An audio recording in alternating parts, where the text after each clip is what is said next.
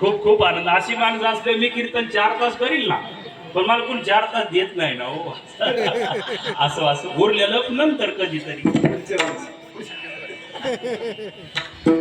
अनंत प्रकारचे परमात्मा खेळ खेळले, खेळ खेळून थकले, खांदी भार बोटी भोग, काय खेळल्याचे सुख. बाबा सुद्धा पिऊनच कीर्तनाला उभा राहिलेले आहे.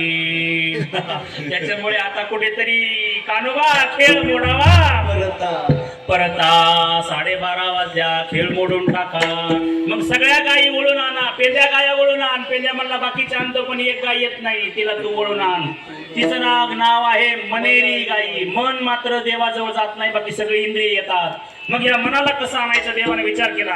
कळंबाच्या झाडाखाली भगवान आले, उजवा पाय डाव्या पायावरती टाकला, हातात बासरी घेतली, परमात्म्याने वेणू वाजवला. वेणू वाजवला आणि वेणूनाथ कानावर आल्याबरोबर महाराज बोलविले बोलविले बोलविले बोलविले वेणूनादे. वेणू वाजविला गोविंदे, वेणू वाजविला गोविंदे, वेणू वाजविला गोविंदे. तृणचरा लुप्त झाली, उच्च वाहुन्या ठेली. गायीनं वेणुवाद ऐकल्याबरोबर गायी धावत आल्या.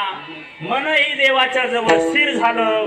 गायी पाणी पेले, आखर टाकल्या, झाडाखाली बसल्या. मग परमात्म्याने सगळ्या गोपाळाला एकत्र बसवलं.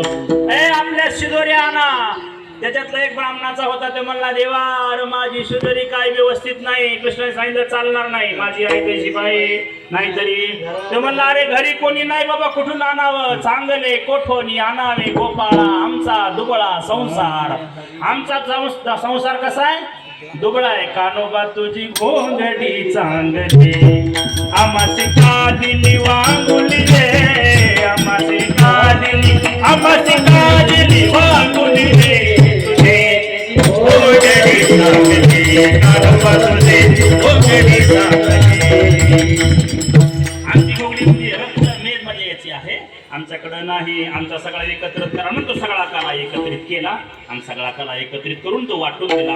याचं वर्णन श्रीमद भागवताच्या दशमस्कंदाच्या उत्तरार्धामध्ये भगवान शुकाचार्य करतात. बिभ्रदबेनुम जठर पठयो शृंगवेतरे जगक्षे वामे बाणम शृणकवलम तत्फलान्निंगोलिषु तिष्ठन्मध्ये स्वपरि सुरदोहासे नर्वभिस्वे स्वर्गे लोके मिशति बुभुजे यज्ञ भोपाल कीलिः गोपाल कृष्ण भगवान की जय, महाराज की जय, महाराज की जय, वामन भाऊ महाराज की जय, भगवान बाबा की जय, छत्रपती शिवाजी महाराज. हातवर करा विठोबार